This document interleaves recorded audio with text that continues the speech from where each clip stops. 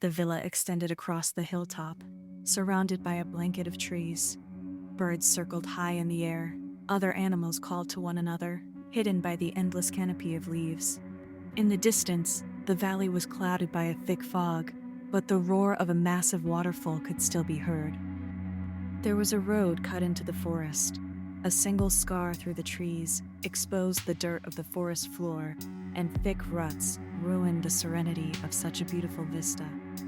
The villa was low and long, with white walls and a terracotta roof. There was a swimming pool that glowed blue, more brilliantly than the sky. There was nobody in the pool. Cars and trucks were parked all around the estate. Some of the cars were fancy sports cars, the latest models, straight from the showrooms. The trucks were a dark olive green. Army trucks, at least, ex-army. If anybody was watching, and people were, they would see men walking the perimeter, armed with machine guns, and wearing uniforms that matched the drabness of their trucks. There were men on the ground. There were men near the pool. There were men playing cards in the old bell tower, which had lost its bell many years ago. People were watching these men, but the men with their heavy weapons seemed oblivious to the fact. They walked their patrols like ants. To these men, it was just a job. It had never occurred to them that it would cost them their lives. Blam! Part of the villa exploded in a shower of dust and shrapnel.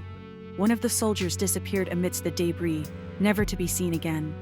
His last words were lost to history, absorbed by the spectacular explosion that tore apart the compound. Gunfire, screams. The men with their weapons, they knew they were in danger now. Over here, I see nothing. I'm hit. I'm hit. More gunfire, more screaming. Men panicked. A truck roared to life, slid backwards in the mud, headed for the long road that led to civilization. It reached the trees and accelerated. The road was a straight line down the mountain until it hit a ridge about a third of the way down. There it started to wind its way down to the valley floor, but right now, the truck had an open road and an opportunity to escape. There were two men in the truck. One was driving, and another was keeping watch behind them, where the villa was still visible but rapidly shrinking behind them. The man turned to his friend, smiled knowingly. There was no gunfire here. They were safe now. They would reach the village and disappear. Blam. The truck flipped into the air, spun around like a lazy torpedo. The two men inside were already dead, and the cab had become a fireball. The truck crashed into the dirt with a scream of metal. A wheel flew into the forest, and the only thing that was left was a hulking mound of metal that blocked the road. Nobody else would be escaping in that direction. The waterfall roared amidst the carnage. If anything, it roared louder than it had before. In fact, now it sounded almost mechanical, a drone that was unnatural and alien to the pristine wilderness. A helicopter. It raced in low, almost kissing the treetops with its undercarriage. Another missile snaked out from two stubby wings. It slammed into the villa and collapsed the north wing of the compound. The villa started to crumple as the stone foundations gave way. Men screamed as they fell, buried alive, or perhaps buried freshly dead. The screams did not last for long. The helicopter hovered atop the now ruined villa. Men clad in black slipped down zip lines to the terracotta roof. They unclipped their harnesses and split up, hurried to the edge of the roof where they nimbly jumped down to the terraces below. 6 men. No, that wasn't right. 5 men. One was a woman. Selena Davis raced across the terrace, submachine gun in hand. Somebody appeared from a door. Selena saw the telltale silhouette of an AK-47 rifle and reacted instantly. She squeezed the trigger, and the shadowy assailant disappeared in a shower of his own blood. Selena didn't even slow down. She kept running, down some stairs that were 200 years old, onto the ground floor. There was the pool, directly in front of her, and a set of sweeping glass heads. Doors to her right. Selena fired a burst of rounds into the glass, shattered it to nothing but glittering shards. More shouting behind her this time. Selena pivoted in the spot, spun like a ballerina. There were 2 men, just as anonymous as the first she had killed. They opened fire. Sparks flew from their gun barrels towards her. Selena raised her submachine gun to her shoulder, leaned into the stock and steadied her hand. These two men were further away than the last. She didn't want to miss. Bang! The one on the left went down. Bang! The man's friend fell just as fast. Selena hesitated for just a second as silence fell all around her. No, nothing. She was clear. Into the villa. Tiled floor, artwork on the walls, indoor plants reached to the ceilings. A lovely house, if it wasn't for the blood that was almost everywhere. Selena ran into the next room, saw sunlight streaming in from a hole in the wall. There was a severed arm in her way. Selena ignored it, tried not to step in the blood. The helicopter's missiles had been devastating. Selena was surprised anybody had survived. Movement. Selena spun, saw a darkened shape stare back at her. She relaxed. It was Jacob, one of the team, not somebody she needed to kill. Jacob nodded to her. Any sign of the missile? He asked. Not yet, she told him. There were stairs in front of them, leading down to the basement. Selena gestured with her gun. You want to go down? Marco would be shot dead. If they heard them talking, then Selena would be a traitor. Shit, she'd be shot dead. This isn't safe, Selena said. Not for you. Come with me. Please, we don't have much time, Marco urged. He pulled on her sleeve and Selena followed. Back the way they came, only they didn't leave through the shattered glass window, but kept running through the villa, down some more stairs. Above them, they heard gunfire and more screams as people died. The sounds were muffled, distant. They felt a long way away. Here, they were alone. Marco turned and looked at her. You've grown up. He smiled at him. Selena didn't return the smile. What the fuck are you doing here, Marco? Don't you know what this place is? I know. Marco hung his head in shame. I can't explain it. Look, things moved in ways I didn't expect, okay? So you became a henchman. It wasn't supposed to be like this, Marco protested. Selena tried to see the young boy she had known, all so long ago. A young boy with curly hair and a roguish smile. Two best friends, all through childhood. God, Marco was the first boy Selena had ever seen naked, and that had been back before Selena even knew naked boys were a good thing. She looked in his eyes and saw a spark of the young boy she had seen grown into a young man. She saw the lines in his face that betrayed a childhood of poverty, a life of gangs and violence, years without school. Everything that could turn a sweet child with curly hair into a man armed with a Kalashnikov, patrolling a compound with a stolen nuclear missile. Jesus, Marco, where is it? Selena asked. Where's what? The missile, for fuck's sake. Where's the nuke? Nuke? Marco frowned. What are you talking about? They have a missile, Selena said, testily. A nuclear bomb. It's here somewhere.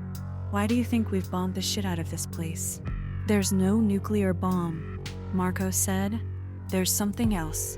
What? Selena demanded hotly. She knew Marco was wrong. There was a nuclear bomb here. All their intel had said so. Their intel was never wrong. Never. Come with me. I'll show you, Marco urged, and Selena saw that her old friend was worried. She hesitated, knowing that it could be a trap. She hadn't seen Marco in years, and in those years she had joined a secret intelligence outfit, and Marco had joined someone else. They were now on different teams, and that meant a world of difference as an adult. She wondered if she should shoot him. Please, Marco urged. It's important. Selena sighed, knew she was going to regret it. They had strict orders, secure the nuke at all cost. This was not part of the mission. Make it quick, she said. Marco nodded and darted down the hallway. Selena followed, realized that this hallway was too long for the villa. They were underground. Where are we? Selena asked. There's tunnels all through here, Marco said. This place is bigger than you'd think. And you're taking me? She trailed off. I've found something. Something I didn't know what to do with. I'm glad you're here. Marco, I'm here to kill people like you, Selena reminded him. Marco turned and winked at her, and right then and there she saw the young boy she used to love. Yeah, but you're not going to kill me, are you? Not Marco. Not after I show you what I've found. If you don't do it quick, I'll shoot you right here and now, Selena told him. Marco's grin faltered. Then he turned and darted to a heavy steel door, waved her over. Marco didn't wait for her to say anything. He turned the handle and slammed the door open. Bam! Marco screamed, fell to the ground. Blood stained the door where he had been standing. Selena cried out, found herself paralyzed with shock. Marco hit the concrete floor, pulled out a pistol from his belt, fired into the room 3 times. Somebody screamed, and then there was silence, save for the ringing in Selena's ears. Tell me not to do that. Marco? She cried, ran over to her friend. He was bleeding from the shoulder. I would know that you love me. I would know that you love it. Help me up, he said through gritted teeth. Selena swung her friend under her arm and hauled him to his feet. Marco screamed all the way up. Selena worried that somebody had heard them, but nobody came running. They were so far away from the villa that her team probably thought they were dead. Inhale. Inside, the computer. Selena carried Marco inside the room, saw a bank of servers lined floor to ceiling on one side, and a dead body near the single terminal. Blood was starting to pool from underneath the corpse. Selena dropped Marco into the seat and the man slumped forward, clearly in pain. Inhale, peace. You're bleeding, Selena said, unnecessarily. But to me, re-rate you safely. Well, I see you for me when you leave me. No shit, was all Marco said. He started typing on the computer. Well, now I need to go back to the church. What are you doing? I stole a password, Marco said. A week ago. I just stumbled across somebody logging in. They didn't realize I was watching, so I logged in once he was gone and looked around. You said they have a nuke here. I say they don't. What they do have is worse. Take a look. Marco pointed a bloodied finger to the terminal screen. Selena looked at the series of numbers that were displayed. I don't know what these are, she said. They're satellite control codes. Marco said. How the hell do you know that? Selena demanded. To her, they were just numbers. Because there's an email attachment that says so.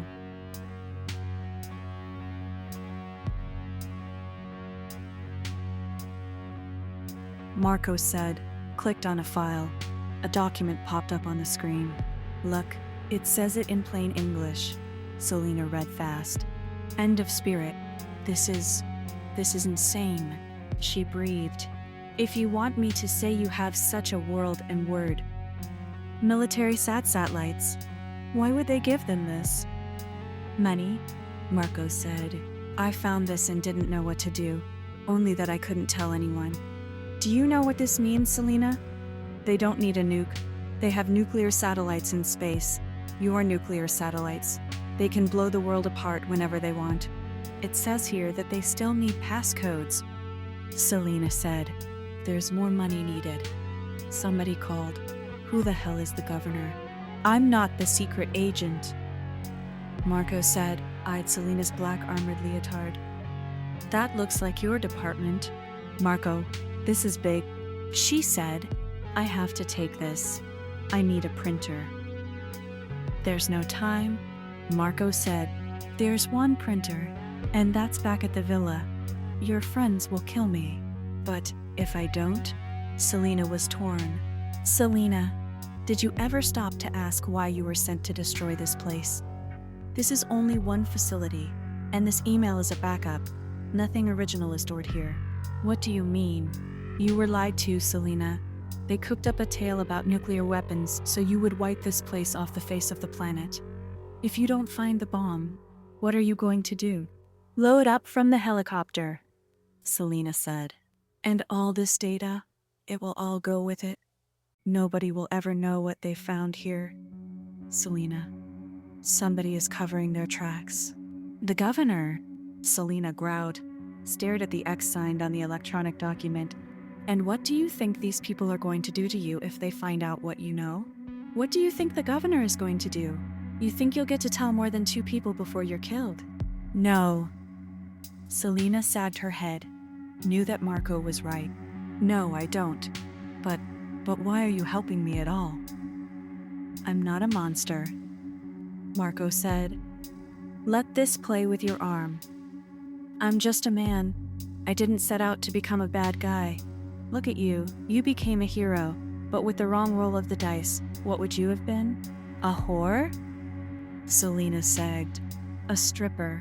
My dice rolled worse than yours, Marco said. I'm sorry. For what? For being less of a man than I should have been. Don't say that, Selena told him. Don't you ever say that. I can help you, Marco. Don't be stupid. Marco shook his head. Look, you had better go. Your friends will come for you soon, if they aren't already. If they find you with me, they'll kill you. There's no loyalty in the game we're playing. Selena nodded, knew that her old friend was right. Such an old friend. But it was too late now. She ran to the door, looked down the tunnel. It was empty, in both directions. She hesitated. Go, Marco urged. Still, Selena hovered by the door. She looked at Marco's bleeding wound. You need help? She said. I'll be fine. Bullshit. You'll die. Selena, go? No, Selena said. And with that, her mind was made up. She pointed down the tunnel. Where does this lead? There's an entrance in the forest. A secret entrance. Is it guarded? After what your team just did. Marco almost laughed. There's not going to be anyone you need to worry about. Then stop talking and come on, Selena said. She darted inside, threw Marco over one shoulder and hauled him back into the tunnel. Marco groaned with every step, but Selena didn't stop. She didn't stop even when Marco sagged and his legs no longer moved. She kept dragging him. Open your mind, friends. How much further? She demanded. See my pleasure, mate. I don't know. I rose uncovering from life. I know you need to know me. I know you need to know me. I also know yourself. I will not know. I know the pain and the precious pain of my life. Marco told her. Selena grated her teeth. Marco was heavy. After an age, an eternity, she reached a massive blast door. There was a simple red button on one wall, the kind that was found the world over next to electronic doors. She slammed it into the wall with her free palm, and the door hissed open. Outside, nothing but forest. Selena carried her old friend outside and dropped him on the ground. In the distance, she heard a series of explosions. She looked around, saw orange fireballs flying to the sky. It shall not. I think you're officially dead, Marco said, with a hint of sadness in his voice. This move comes to my knee shape. Like you said, there's no loyalty in this game we're playing. Take off your shirt, Selena ordered. I'm sorry now. I don't think I can, Marco said. He tried to move, but his arm wouldn't budge. Selena could see pain on the man's face. She cursed, leaned over him and ripped the buttons clean off. Blood flowed freely. If she didn't act fast, Marco would bleed himself unconscious. Look up. I have to stitch it, she told him, matter-of-factly. You think you can? He asked, his eyes uncertain. Selena smiled, remembered the last time she had stitched Marco up. He had been in a fight, then cut above the eye. She saw that he still had this R, but it had faded with age. It no longer twisted his face the way it once had, back when they were teenagers. Now it suited him. It will hurt, was all Selena told him. She reached into the small pouch by her belt and took out the field dressing kit. In an instant, she had it unwrapped and had the suture kit in her hands. She held Marco down and didn't wait for him to be ready. It had been years since she had been forced to stitch somebody up in the field, but the technique had never left her. She worked as fast as she dared, ignored every hiss of breath as Marco sucked in the pain. When she was done, she slapped a bandage over the top and then quickly washed the wound with saline. You'll live, she told him, then looked around, afraid. Unless we're caught out here, can you walk? Not yet. Marco shook his head. There's a village, not far from here. What kind of village? Selena wondered. It's okay. It's safe. They know me there. Selena debated internally as to the best course of action. The village might be safe for Marco, but what about her? She was clearly a professional, and the people around here may not react well to seeing her. The villa her teen had destroyed would have brought all of the villagers security, and some of them money. Selena had taken all that from them. They might want to kill her. Marco saw the look in Selena's eyes, smiled weakly to cover his own fear. You'll be safe, he promised. Nobody will know. In the distance, she heard the helicopter come back, hover around the extraction point. The sound of the beating rotors was enough to make up her mind. It didn't matter what she did. The helicopter would be gone long before she reached the pickup zone. She was on her own. She might as well stay with Marco. Is it far? Can you walk?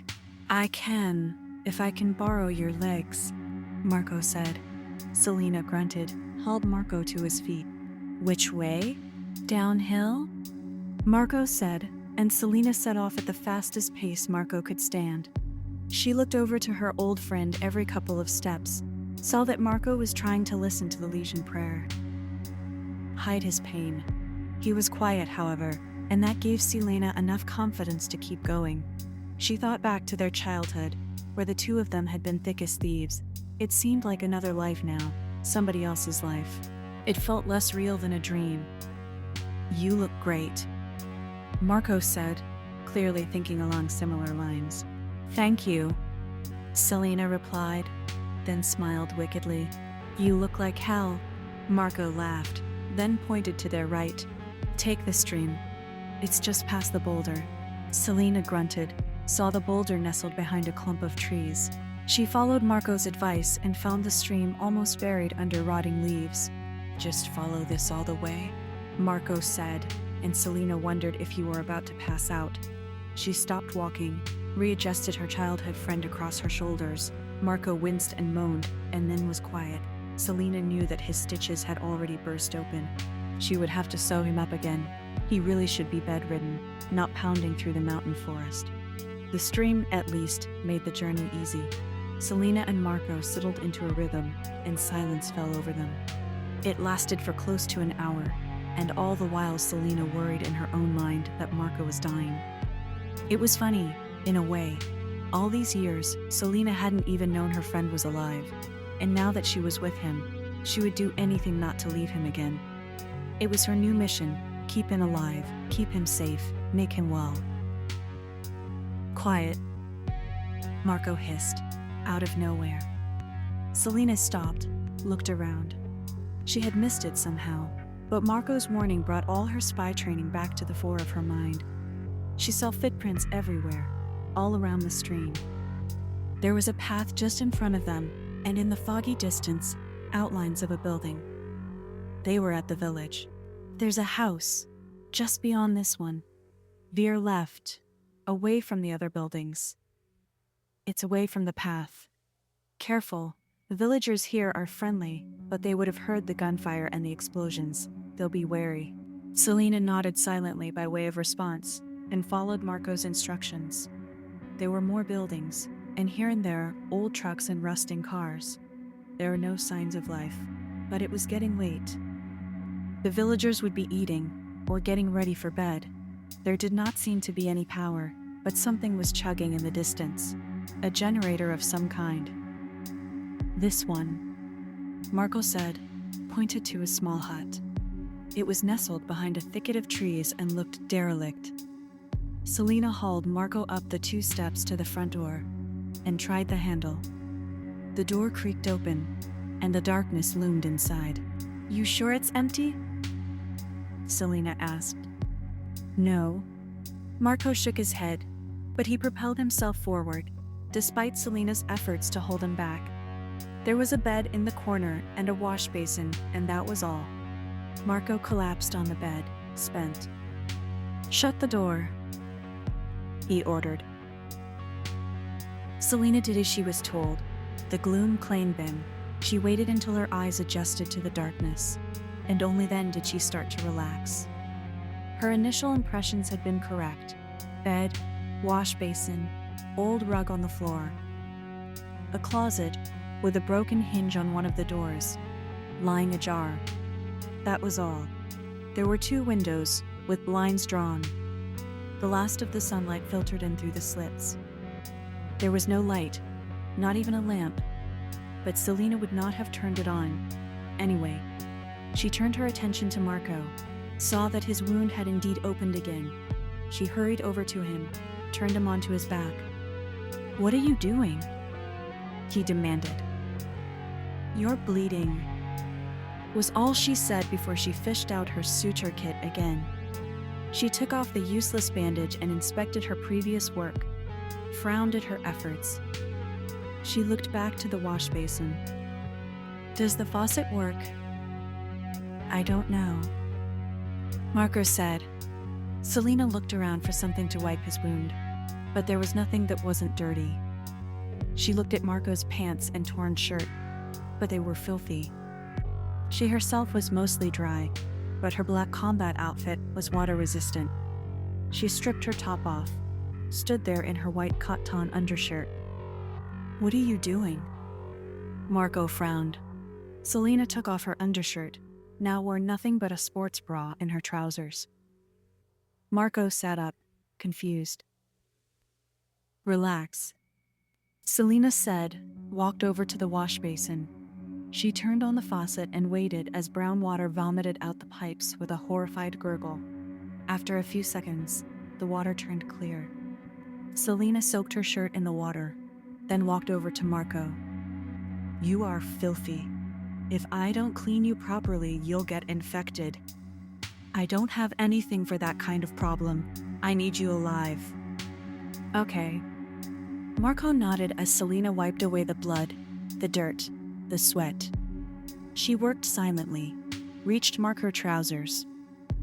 "I wasn't shot in the balls," Marco reminded her. "But your pants are filthy. Come on, get out of them. I don't want you spreading crap on the bed and then get tanked from it. Come on, hurry up." "I can't," Marco complained, sagged down in the bed. "My arm?" Selena saw that his arm was hanging immovable by his side. Marco really was in a lot of pain. She silently worked at his belt, and then slid his hands off the bed, dropped them to the floor. Marco's boxer shorts were black. She laughed to herself. "What's so funny?" "I was just thinking," she said, then stopped talking, started washing Marco's wound again. It was clean enough, she could stitch him up now. She wordlessly began to sew up the wound in his side. "Thinking about what?" Marco pressed, after a minute. "Nothing," Selena said. Marco could tell by her smile that she wasn't thinking about nothing. "Come on, don't be like that," Marco said. "The book is going free for us today." "You laughed at me." "Not at you. Well, okay, maybe it was at you. Do you remember the last time I saw you naked?" "I was jerking off," Marco said, then blushed slightly. "That was years ago. I walked in, and you had your cock in your hands, and you saw me, and I don't think I've ever seen you go so red," Selena said. She looked down, saw Marco's cock stiffen at the memory. She smiled to herself but turned back to the stitches. "One more should do it," said. "You never asked what I was thinking about." "Marco, I didn't have to," Selena said, then straightened, made sure her tits were proudly on display. She smiled, bit her lips seductively. "I knew what you were thinking about." Marco smiled, and Selena saw that he was properly hard now. Even in the gloom, she could tell that Marco had a big dick. "Jesus, what am I thinking about?" she thought to herself, but she knew damn well what she was thinking about. It always happened after a mission. The excitement, the danger, it all welled up inside her, and when it was done, it came gushing out. She had always been like this. "I still think about you." Marco said quietly. Even though it's been years, I can always remember your smile. My smile? You have a pretty smile, Marco said, and now Selena was grinning like a fool. Marco's wound was completely stitched. As long as he didn't move, it shouldn't break free. She touched it, carefully. Marco winced, but didn't pull away. She kept her warm hands on his chest. Marco was strong, and very fit. Whatever he had been eating, it wasn't fat. His torso was like something out of a science textbook. She could identify every muscle, if she had to. At this moment, no more than one can see the other. Inhale peace. Here's someone I know you. Why didn't anything ever happen between us? Selena mused. Let the ways of the Constitution connect into the right place, or follow us as a person from the principle of love is a purpose of discontent. Doubt with both, the right to left us energy first and fall, but all the results are bad, and feel. I always wondered. You were too shy, Marco said. I'm not shy now, she offered. Marco didn't say anything at first. Selena waited, found herself desperate for him to touch her, kiss her, grab her. Come on, Marco. She almost screamed with frustration, but Marco just lay there, and she wondered if maybe he was asleep. No, not asleep, just afraid of being hurt. Maybe you should prove it, Marco said into the silence. Selena sat up, slowly undid her bra, let it fall to the floor, let her tits hang out in their place. They were small tits, she always thought, but they had served her well. Marco let out a sigh, then lifted his useless arm and cupped her breast, softly. Kiss me, he ordered. Selena leaned down and kissed his lips. Marco's other hand came around and touched her gently on the back of the head, held her there as he kissed her back. Silently, his tongue slid between her lips and pressed against her own. She slid her tongue into her old friend's mouth, and they lay like that for a few minutes, silently sucking on each other's mouths. When she pulled away, she saw that Marco was smiling. All these years, it was better than I imagined, he told her. I'm sorry it had to be like this. I should have taken you to some fancy hotel, someplace special. It doesn't matter, Selena said. She stood, undid her pants and dropped them to the ground. Then she dropped her thong to the floor too. Her body shimmered in the fading light like a diamond. Marco's dick was ramrod straight now, and it was straining to explode from his boxer shorts. Do you want to fuck? She asked. Can you go on top? Of course, she said, then carefully slid his boxer shorts away from him, exposed his dick that she hadn't seen in years. It's bigger than I remembered, she said teasingly, then took it in her hands. Maybe my hands are smaller than yours. She started jerking him back and forth, slow and steady. Marco sighed, lay his head back. Marco's balls were smooth and soft, and the skin of his penis felt like heaven in her hands. She leaned forward and took him in her mouth, made sure she licked every inch. Yeah? Marco groaned, and he started to thrust in her mouth. Selena sucked him for a bit, just as slow as she had with her hands. She pulled away and Marco sighed. He tried to reach her, but she was standing too far away from him. Sit on my face, he told her. Emotions mind. I will not do anything less intriguing, ever. I want to taste you. Every time I am with a woman, I wish it were you. Are you sure you are up for it? Selena worried about his wound. Give me your pussy, was all he said. Selena carefully mounted the bed, then worked herself forward until her pussy was just in front of his face. Slowly, she lowered herself down, and then groaned as his tongue slid around her clit. Oh, Marco. Selena almost cried as his tongue disappeared into her pussy. She had already been wet, but now she was absolutely soaking. Marco seemed to enjoy himself, and made satisfied grunting noises as he worked his tongue all over her. Selena became aware that Marco's dick was nowhere near her. She pulled away, heard Marco cry in protest. "Just a second," she chided, then spun around and sat back down on Marco's face. She gasped as his tongue slid into her, just as eager as it had before. But now, his dick was in front of her, and it was so proud and strong that she couldn't wait to take it into her mouth again. It tasted salty and a little wet, and Selena knew that Marco was close to coming. Not yet. She sucked him diligently, though, and made sure that if her friend did orgasm in her mouth, that she wouldn't waste a drop. The pleasure around her hips was growing with each second, and she couldn't keep up with the pulsating flow that crashed through her body like waves pounding a beach. She stopped sucking Marco's dick, just held it in her hand. She lay on his thighs and enjoyed Marco's tongue, unable to do anything except cry with pleasure. "Oh, Marco," she said, and then it hit her like an avalanche. She cried out softly at first, then louder until she was screaming. The pleasure that wrapped around her felt so good it almost hurt. "Marco?" she screamed as her legs cramped up and her foot twisted, but she didn't care. God, it felt so good to come like that.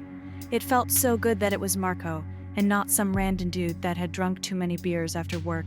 Her orgasm faded like fog and she lay on her friend, dripping from her pussy onto his mouth.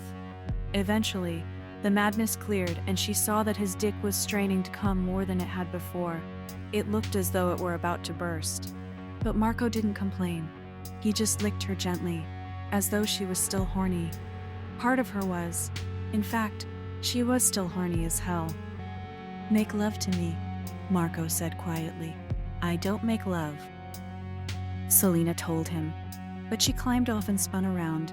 She took his dick in her hand and guided it into her dripping pussy. "But I do fuck." Marco didn't say anything, but smiled warmly as Selena worked her hips back and forth on his dick. "We should have done this when we were teenagers," Marco said. "Oh God, yes!" Selena agreed. Marco's dick was so full inside her that it felt like a train that had gotten stuck in a tunnel. Every time she rose, she gasped, and every time she sunk in against him, she cried. It felt so good that she knew she was going to come again.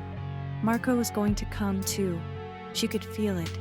Now she wanted him to come inside her. She wanted his semen to coat her insides like a new coat of paint. "Come," she pleaded, as she bounced harder and harder. She squirmed her hips back and forth, worked his dick into a frenzy. "Come. You first," Marco said, then grabbed her waist with his spare hand and squeezed her tight. There was something about his touch that drove her crazy, and she did as he commanded. She orgasmed over his dick so hard that she thought she was gonna rip in two. Her orgasm was enough for Marco. His dick spasmed inside her and she felt his hot love squirt in her pussy. God, it was so warm and hot and sticky. She loved every minute of it, felt another small orgasm wash over her, like a gentle breeze. Marco sighed and collapsed into the filthy bed. Selena dropped down next to him, held him close. She stared into his eyes, wondered if he loved her,